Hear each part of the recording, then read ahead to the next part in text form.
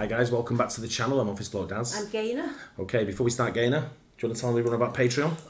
I do, yeah. We've got a Patreon channel, if you didn't know. It's just $3 a month, just one flat fee. We've got Modern Family on there. We've got It's Always Funny. Always Funny? It's Always Sunny in Philadelphia. Watch-alongs. Watch-alongs, Full yeah. channel, full episode watch-alongs, yeah. And loads of other stuff as well, yeah. quizzing. Quizzes. There's all kinds of stuff on there. Yeah. But it's, anything that gets blocked goes on there as well. That's right, so it's pretty much every day something on there. Yeah. So it's 5 videos a week, pretty much, give or take, yeah. For $3 a month. Yeah, not bad. It's a bargain, yeah. Support the channel, help it grow, yeah. and all that kind of good stuff. Bit of Mr Ballen. Yeah. We like Mr Ballen with his stories. We do. I know this story, what he's going to tell. Oh, you do? Yeah. And I've seen some of the footage. We did it on the Office Blokes, okay. And I've seen some of it, and I was shocked by what happened. Really? So hopefully, yeah, Mr Ballen sort of like gives a good storytelling, which he normally does. Yeah. Of how this was brought about, but it'll shock you. I've just saw a basic sort of thing of it, and I was just like, wow, you know. But again, it'll be like I say, it's the most effed up interrogation ever caught on tape.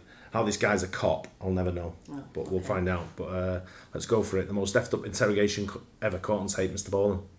At the end of today's story, a lot of you are going to be shaking your head, wondering how in the world could they have missed that? But before we get into today's story, if you're a fan of the strange, dark, and mysterious delivered in story format, then you've come to the right place, because that's all we do, and we upload 2 or 3 times every week. So if that's of interest to you, please offer to make the like button a sandwich of their choosing, but when you build it, make it between 2 very thin, stale, rye bread heels. Also, please... 2 very thin, stale, rye bread heels.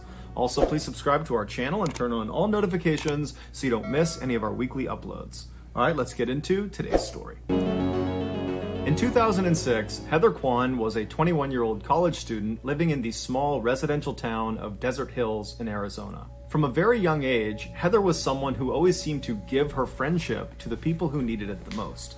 People who were hurting on the inside, or who society had kind of forgotten about. This is why when she was a teenager and a young adult, she would often spend her weekends volunteering her time with underprivileged children. It's also why she aspired to go to law school and become a defense lawyer, because she loved the idea of professionally helping people that desperately needed her help. She lived in a rental home with her boyfriend, who was 18 years old. His name was Ryan Waller, and amongst other things, he was a huge gun enthusiast and a student. That year, the couple had made plans to visit Ryan's father, Don, on Christmas Day, so on December 25th. But when the day came and Don had made dinner for the couple and was expecting them, they didn't show up. And so Don tried contacting both of them, but when he couldn't, he just had a bad feeling that something was off. It was just very uncharacteristic of them to just no-show. But instead of driving over to their property himself, Don just called the local police and asked them to do a welfare check. The police arrived at the house in Desert Hills, Arizona. They knocked on the door, but there was no answer. They looked in the windows and some lights were on, but it was mostly dark inside,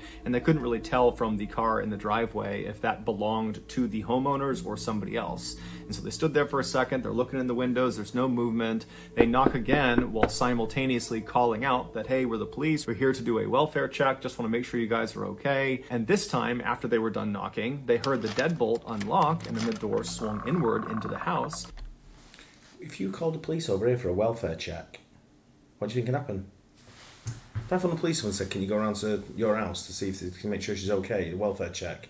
I don't know. I think I've never even heard of it. Yeah, I've heard of it because there's like elderly people that live on their own. So if I'm a neighbour of somebody who's elderly and I see them maybe every day, and then one day I'm not seeing them, and then the following day I'm not seeing them, I would go knock on, and if there was no answer... Would. I get that. I 100% understand that. If he lived in... No, I'm saying, let's say for instance your parents lived in... Your parent lives a distance away from us. Not too far, but you can drive to it in 20 minutes. Yeah. So I think it's still a distance to go to. It's a good 8 mile, let's say, right? Yeah. Now, if you'd phone the police and said, I've not heard or seen from my mum for a few days, can you go and do a welfare check? What would happen? I think they would go. I doubt it. Seriously, well, the reason I think that is because there was a certain person that we knew who lived a while away from her parent, from her mum, and she'd called her mum. Yeah, I know that. Yeah, that was a different story. Yeah, but then she called the police. And because she had been murdered. Yeah, but she didn't know that at the time. So I know, but she had suspicion there was something wrong. Yeah, because her grandmother had not someone had gone round and someone had gone round to check on the mum, and she'd gone missing as well. So it was 2 missing people from the same house. That's different. That's like I think something's happened here. You need to send the police round. Yeah. Because I think she'd called many times and said, I ain't getting anywhere. Yeah. Sort of thing. It's a good story to respond to, to react to. But I just don't think nothing happened with the police if you did that over here. I don't know. And standing right in front of them was Ryan. Ryan had this huge bruise on his left eye, this big black eye, and he had a cut on his nose, and he was just standing there, not saying anything, not asking any questions, just looking at them. And they looked past Ryan into his house, and they saw there was a woman lying on the couch, which they presumed was his girlfriend Heather, because that was the 2 people they were coming to look for. And so they turned their attention back to Ryan, and they asked him, what happened to your eye? And Ryan was a little bit cagey. He didn't really give them a straight answer. He basically said, I don't know. I don't know what happened to my eye. And, the police didn't really pry that much. But eventually they determined that Ryan was more or less okay, albeit a little bit strange. And then they said, okay, well, who's the woman who's lying on the couch? Is that Heather? And Ryan, again, was kind of cagey and a little bit dismissive and said something along the lines of, she's just sleeping. And so the police said to him, look, we're here on a welfare check. Your father sent us here to check on you guys. And so we have to go in there and wake her up and make sure she's okay. And so Ryan, again, was just a little bit weird and kind of defensive and didn't really immediately comply, but eventually did step out of the way. And the police walked into the residence, they walked over to the couch, and as soon as they looked down at the girl on the couch, which was Heather, they saw right away that she was not asleep, she was dead.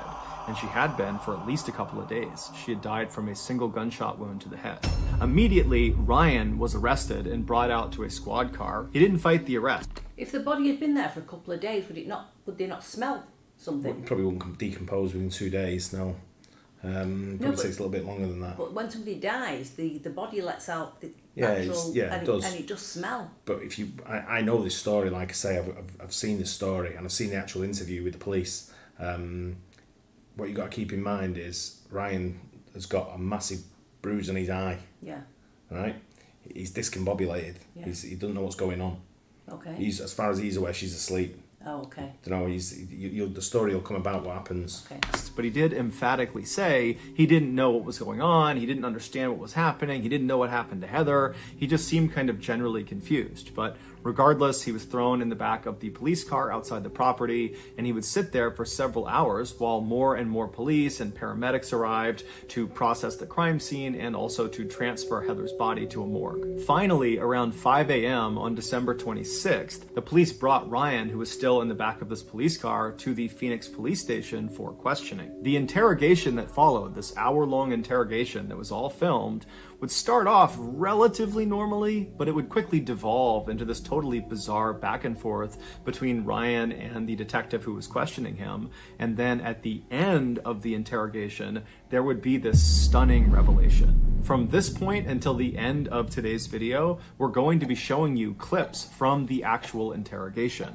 When you get to the end of this video and you hear the revelation, and trust me, you will not miss it, I would encourage you to then go back and watch the clips of the interrogation, or just go online and watch the entire interrogation, because it's totally mind-blowing watching this thing, knowing what's really going on. In the video, Ryan is led into this sort of nondescript, small interrogation room at 5:08 a.m. on December 26th. So he's just arrived at the station, they put him in this room, he's wearing this white jumpsuit that might have been issued by police, maybe he owned it, but it definitely looks more like prison attire. He's got no shoes on, no socks on, and his hands are not cuffed. And so he walks into the room and he sits down in the chair that's in the back corner of the interrogation room, and this chair is right next to this table, and then on the other side of this table is another chair. And so Ryan sits down in the corner, he's kind of facing out towards the middle of the room, he's quiet, he's basically not moving, and then at some point he notices there is a handcuff that's connected to this table. Now, in some cases, the police would handcuff the person they were interviewing in this room, but in this case, Ryan was not told that he needed to put this handcuff on. He was uncuffed, so there was no directive that he needed to have this handcuff on.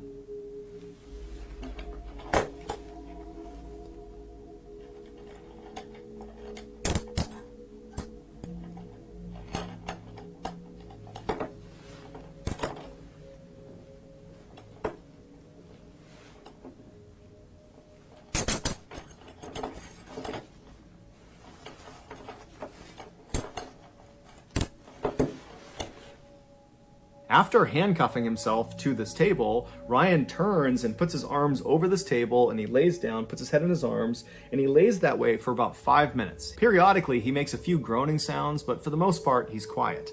And then all of a sudden, as he's laying there, he suddenly makes a fairly loud moaning sound, and he stands up in his chair like he's going to walk out of the room, but as soon as he starts to walk away, the handcuff stops him. The handcuff that he was not told to put on.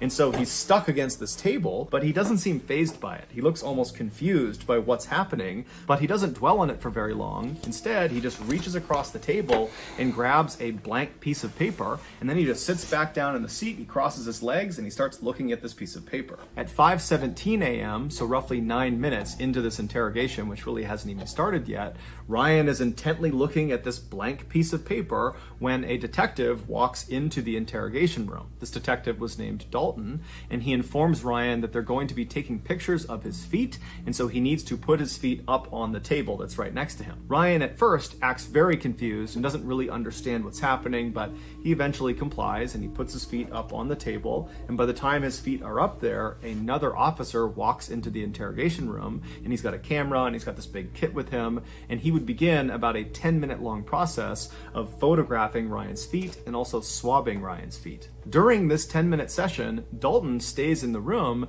and so Ryan periodically asks him if he can just leave and go home, seemingly unaware of how serious this situation really was for him. And when Dalton would tell him, no, you can't leave, Ryan would act totally frustrated and kind of angry and upset, kind of like how a child would act if they were told they couldn't have something they really wanted to. At 5:28 a.m., after this 10-minute session is complete and they've photographed and swabbed Ryan's feet, the second officer leaves the room, and Dalton shuts the door behind him, and then he walks over to the table and he grabs the chair on the other side from Ryan. He drags it out so it's closer to Ryan, and then he sits down and introduces himself. After that, he begins asking Ryan some very basic questions. He asks him to confirm his name, which he does. He asks him to confirm his date of birth and his social security number, and Ryan does both those things. And then he asks Ryan if he understands why he was there, why he was being interrogated.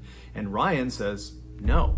And so at this point, Dalton says, okay, let's just stop right now. I'm going to read you your rights. And so it's at this point in the interrogation that Ryan's behavior starts to get really, really weird. After Dalton tells Ryan he needs to read him his rights, you can see Ryan doesn't compute what he's saying. He's just kind of looking blankly, and Dalton seems to pick up on that. And so he tries to make it kind of lighthearted, and he says, hey Ryan, I'm going to read you your rights like they do on TV, like on Cops and on Law and Order and CSI, any of those crime shows, they read people their rights. That's what I'm going to do. You know what I'm talking about?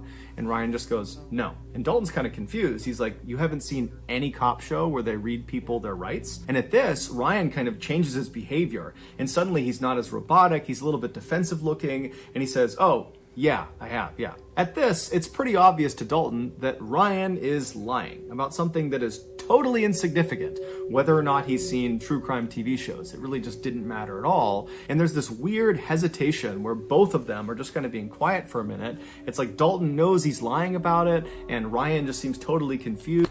My thing on this, right, where we're up to here, is I know the outcome. I know what the shocking revelation is at the end and all that. I don't know if you do. I don't know if we spoke about it, sort of thing.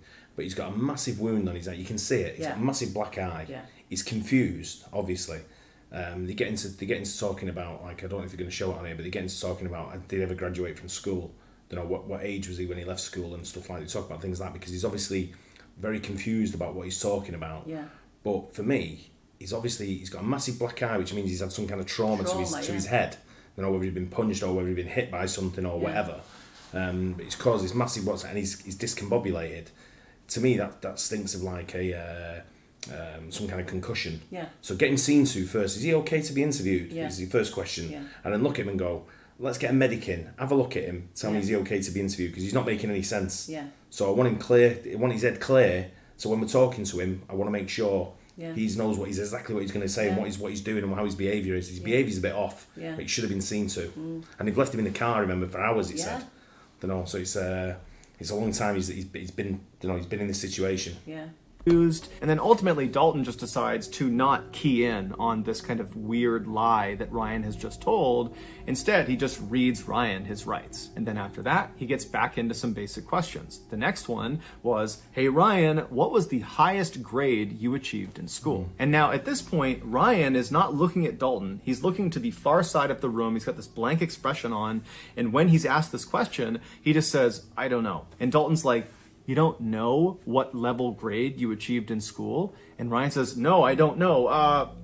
Eighth grade. So again, he's changed his answer fairly abruptly when he's challenged. And so Dalton is probably thinking to himself that he's lying again.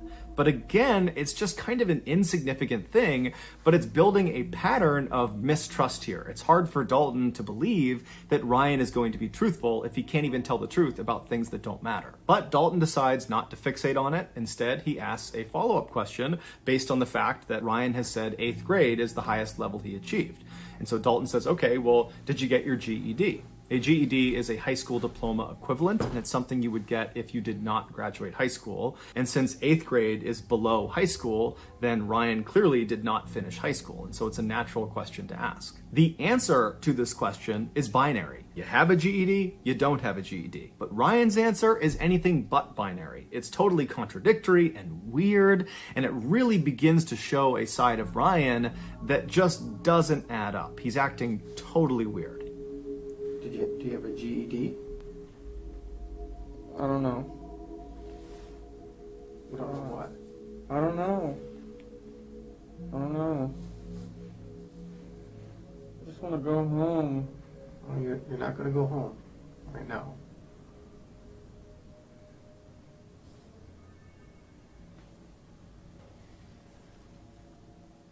So what? What's the highest grade that you completed? B? No. Not grade, as in letter grade. I'm asking, did you graduate high school? No. And the highest you went was 8th grade?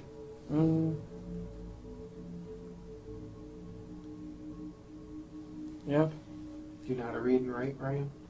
Yeah. After the discussion about Ryan's education goes nowhere, Dalton again does not fixate on all the issues with his answers so far, and instead just kind of continues asking more questions. And so he begins to address Heather. He starts by asking Ryan if he has a girlfriend. Now, Dalton at this point would know that Heather, the girl who was deceased, was Ryan's girlfriend because the police were asked to do the initial welfare check on Ryan and Heather, the couple. That's something that Dawn would have relayed to police. And so Dalton knows they have a relationship, but he wants Ryan to tell him he has a relationship with Heather. So again, he asks Ryan, do you have a girlfriend? And Ryan says no, which is a lie. But Dalton goes along with it and says, okay, well, do you know a girl named Heather? And Ryan would say, yes, I do. But his description of Heather was just completely inaccurate. He said Heather was a 16 or 17-year-old girl, even though she was actually 21. And he would say her last name was Kyman, he thought. He wasn't entirely sure. He said she has nicknames and she has different names she uses, but he believes it's Kyman, even though her last name was actually Kwan. Now, Dalton, of course, is aware of these discrepancies, but again, he does not fixate on them. He just keeps on asking more questions. Dalton asks Ryan, what happened to your face? You have this huge bruise on the left side of your face. What happened? At first, Ryan says he doesn't know. But when Dalton pressed him and kept asking more and more questions about his face and how it happened, Ryan eventually would begin to open up. What happened to your face? I don't know. You told the officer just a few minutes ago that someone hit you. Do you remember who hit you? I don't know. I think it was Heather.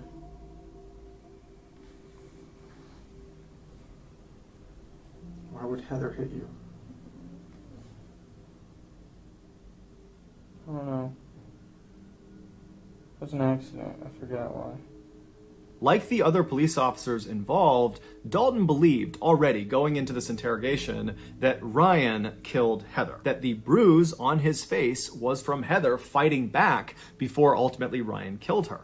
And so for Ryan to say the mark on my face is from Heather, even though he claimed it was an accident, to Dalton, that was the same thing as Ryan saying, I killed Heather. Dalton attempted to get more specific details about the actual physical struggle that took place between Ryan and Heather, but as he asked more and more questions, he became more and more aggressive, and it seemed like Ryan picked up on it and became very defensive and started throwing out random pieces of information, much of which seemed untrue. Like he suggested there was at least 2 or 3 other people that were in the house on the night that Heather got killed, but it's unclear if these people were real or if they were actually ever there. And it just seemed like Ryan was kind of panicking and just kind of saying all sorts of random things. And so at some point, Dalton just wants to focus the conversation because he feels like it's getting totally out of hand. And so he just stops Ryan and he says, Ryan, there is a dead girl in your house and I need information. Hey, Ryan? Huh? Huh? There's a dead girl in your living room. She's dead? Yes. Heather? I don't know. I want to know what happened in your house last night. The girl on the couch is dead? I don't know. I just think the interrogation probably shouldn't have happened then. They probably should have said, sleep, or let's get into, well, obviously he needs medical attention. Yeah. Let's have you looked at, let's have you checked over, get some sleep. Tomorrow we're going to interview you. Yeah. And that's when it comes down. It seems like they've kept him in the car for ages. He's obviously not giving the information you want. That's why he's asking about, I don't know, what level of school did you go to? Because it's like talking to an idiot. Yeah. You know, because he's not giving them anything they want. They're not giving him anything they want to hear. First of all, they should have drug tested him to make sure there's no drugs in his system. Correct. That's the other side as well. But he's got a massive wound on his eye. Yeah. Then look at, you can see it. Yeah. Even I'd pick up on that and go, what's that in your eye? Yeah. Then let's get him looked at. Has he got concussion? Yeah. Because that's the main thing. And if he's answering questions like, I don't know, and very confused answers, it's got to be looked at. Yeah. This is just like blows my mind. This. Yeah. If she's on the couch, she's dead. The interesting thing about Ryan's reaction to being told by Dalton for the first time in the interrogation that there was a dead girl in his house is Ryan reacted with genuine surprise. It's the only time in the entire interrogation, start to finish, where Ryan sits forward in his chair, he kind of perks up, and he seems relatively normal. He's not acting confused and kind of bizarre. It's like he's really dialed in, as if he had not heard this before, that he didn't know Heather was dead, and he's now for the first time being told, and it shocked his system. But just seconds after he sits forward and seems really engaged, he goes back to kind of being totally bizarre, and he also suddenly had this really elaborate story about what happened to Heather, even though just seconds ago it seemed like he had just learned about it. So it didn't really make any sense that he would have a story so readily available for something he seemed to not know anything about. And of course, like all of his other answers, his story he gave was full of contradictions and holes and was just totally unbelievable. Well, these people came over, Richie and his dad, with shooting arrow, bow, and darts. You know what I'm talking about? Yeah. They hit me and her with those. That's it. They hit you and... They hit you? Yeah. Now it's Richie that hit you, not Heather? No, Richie and his dad. Richie and his dad. They hit you? Yes. Why? Because they're trying to get their stuff. I don't know why. And they had some kind of bow and arrows? Mm-hmm. They each had 2 revolvers and they didn't let off any shells. Okay, you just said they had bow and arrows. Now they have revolvers? That's what I meant. They had revolvers. They have revolvers? Yes. And then what happened? And then they shot us with those. Following this exchange, Ryan would change his story again and would say, actually, they didn't shoot me, they just shot Heather, they put me in a sleeper hold. But when Dalton asked him, what do you mean sleeper hold? Ryan said, oh, I don't know what a sleeper hold is. And then eventually, Ryan would actually just ditch the sleeper hold narrative and go back to the Richie and his father, they came in and they shot both of us. At this point, Ryan's story has become so convoluted and it's changed so many times that it's just totally unbelievable. And so Dalton, who was doing his best to kind of go along with Ryan's story, at this point just can't even pretend anymore. He cannot pretend that he's following this story. It doesn't make any sense. You're telling me you're all over the board here, number one. You're saying bows and arrows, you're saying revolvers, and you're saying some other thing, and you're saying they shot you in the eye. Okay? They shot you with a revolver in your eye. Yes. And that's Is it a BB gun? No, it was a real gun, man. It was just a If revolver. they shot you in the eye with a revolver, you wouldn't be talking to me right now. How do you know? It was most likely you'd be dead. That's what I thought too, man. I really don't know. So you got shot first, Uh-huh. and what happened? Did you fall to the ground? Yeah, I was trying to get up and I couldn't. I don't Okay. know. And then she got shot? Mm-hmm. What did you do? Nothing. Did you call 911? Uh-uh. Did you see if she was alive? She was sleeping still, and that's it. I just let her sleep.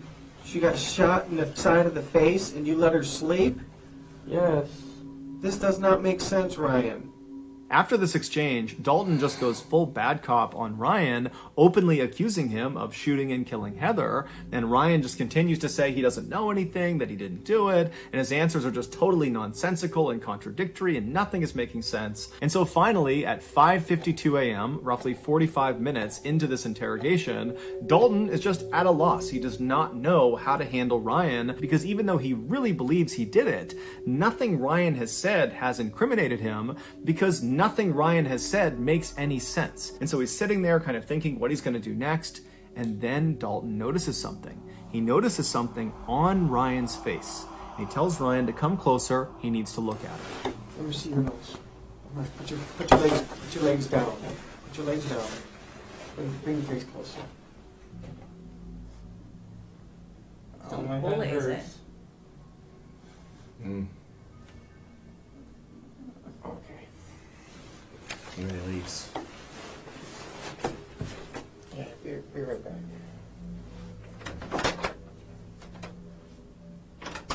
What Dalton had finally just discovered were 4 bullet holes in Ryan's face and head. Ryan had committed no crime. He was a victim the same way Heather was a victim, but somehow Ryan had survived How'd you the miss attack. that? On December 23rd, so 2 days before the welfare check, 2 men attempted to break into Ryan and Heather's house. They were 23-year-old Richie Carver and his 54-year-old father, Larry Carver, the same Richie and Richie's father that Ryan had mentioned during the interrogation. They were there because of an altercation that had occurred between Richie and the couple about a month earlier. During that time, Richie was actually living with Ryan and Heather, but apparently he began hitting on Heather, and Heather told Ryan, and Ryan got really mad about it, and Ryan and Richie got in this big fight, and ultimately Ryan kicks Richie out of the house. Now, this totally infuriates Richie and is very embarrassing for Richie, and so right away, he begins plotting his revenge. And so on December 23rd, Richie and his father, they were there to carry out this revenge plot. When the father and son got to the back of Ryan and Heather's house, Ryan saw them at the back door through the glass door that was near their kitchen, and he ran over to try to stop them from getting inside, but Richie and Larry managed to barely get open the door, and Richie reached in with his hand, which was carrying a gun, and he shot Ryan point blank twice in the face. The first bullet went in through his nose and then out the other side of his nose, so that's the first 2 bullet holes. And then that bullet traveled back into his head through his left eye into his brain where it got lodged. And along with the bullet, 6 pieces of his skull that broke off from this bullet went inside of his brain as well. So that's the first 3 bullet holes. And then the second bullet that was fired into Ryan's head hit the side of his head. It did not penetrate into his skull. So the bullet didn't lodge anywhere inside of his brain. However, it did break off a piece of his skull. And so that was the 4th bullet hole. Ryan dropped to the ground. He was unconscious. They assumed he was dead. They managed to force the door the rest of the way open. They stepped inside. They stepped over Ryan's body, and they walked into the living room where Heather was cowering on the sofa, and Richie just immediately walked up, put a gun to her head, and fired a single shot. After she had fallen to the ground, the 2 men stole some things in the house and then fled the scene. They would ultimately get caught, and they're both currently serving life sentences. It's believed Heather died instantly from her gunshot wound, but Ryan didn't. At some point, maybe a couple of hours after he was shot, he woke up, but he had severe brain damage and he wouldn't have known what was going on. He didn't really know what happened, and he saw his girlfriend Heather lying on the couch, but he thought she was just sleeping, and so he too went to his bedroom and he fell asleep. But the next morning, he woke up and he still would have had no idea what was going on, and he spent the day on the 24th just kind of wandering around his house with his girlfriend lying dead on the couch. And so after a full day of just kind of mindlessly walking around his house, he went back to bed, and then he got up on Christmas Day on the 25th and spent another day just kind of walking about his house with his girlfriend, who he believed was sleeping, but really she was dead. And so finally the welfare check is called in, the police show up, and as soon as they see Ryan, they jumped to conclusions that he must have killed Heather, and it kind of dictated the way they treated him. Had they believed he was a victim, they might have sought medical attention for the wound on his face, but again, jumping to conclusions and assuming he was the killer, they figured that bruise on his face was from the woman fighting back. She had struck him before he had savagely killed her. And so they didn't give him any medical care. Instead, they put him out in the cop car out front of the property, and he sat there with no medical intervention for 6 hours. And during those 6 hours, literally every second that went by, there was irreversible brain damage being caused because he had all this bleeding inside of his head that was causing brain damage. And so the clock was ticking as soon as they found him, and for hours and hours and hours, he got no care and was just getting worse and worse and worse. And so finally he goes to the police station, and again, they do not give him any medical care. Instead, they interrogate him for almost 2 hours, even though he has 4 bullet holes on his face that apparently no one noticed or no one took seriously. But regardless, he spent those almost 2 more hours in the interrogation room, where every second that's going by, his brain is getting more and more destroyed, irreparably destroyed. And then finally, at the end of the interrogation, Dalton, who's probably thinking to himself, what is wrong with this guy? His answers don't make any sense. He's all over the place. And that's when he stepped back from looking for a way to convict this guy and noticed the holes on his face, specifically the hole in his nose.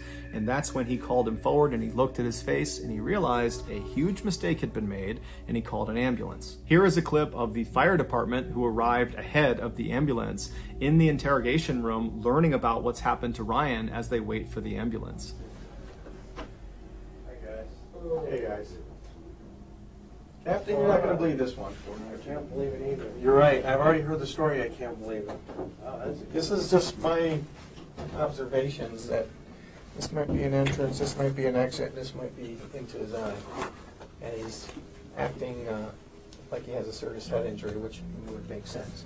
Ryan was ultimately rushed to the hospital, where he would undergo emergency surgery that would save his life, but it would come at a great cost. They not only had to remove a large portion of his brain, but they also had to remove both of his eyes.